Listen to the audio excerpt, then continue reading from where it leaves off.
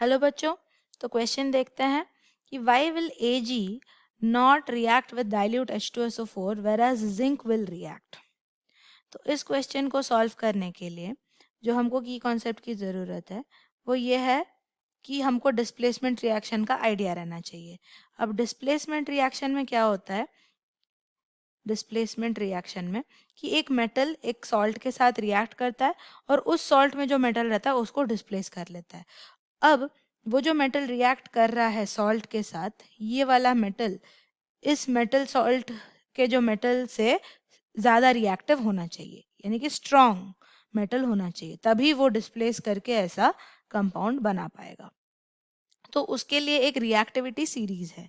अब reactivity series अगर देखें मेटल का, उसमें हाइड्रोजन भी आता है, which is K Na Ca Al aluminium, zinc Fe, hydrogen, copper, mercury, silver, gold. तो ये बन गया हमारा रिएक्टिविटी सीरीज। रिएक्टिविटी सीरीज, इसको एक्टिविटी सीरीज भी कहते हैं।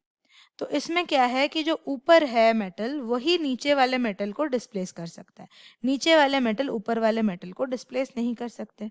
अब अभी अगर हम रिएक्शन देखें, एक है Ag प्लस H2SO4 का और एक है जिंक प्लस H2SO4 का। अब Ag जो है जब H2SO4 के साथ रिएक्ट करेगा, यानी कि Ag को हाइड्रोजन के साथ डिस्प्लेस, Ag हाइड्रोजन को डिस्प्लेस करेगा। अब Ag जो है वो हाइड्रोजन के नीचे है, तो वो इसको डिस्प्लेस नहीं कर सकता।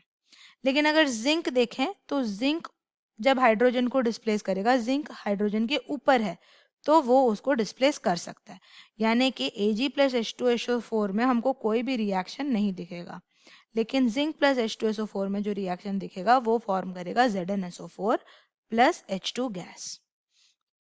तो यानी कि ये रिएक्शन दिखेगा, बट ये रिएक्शन नहीं दिखेगा because of the activity of those metals with respect to hydrogen. I hope you understand the solution. Thank you.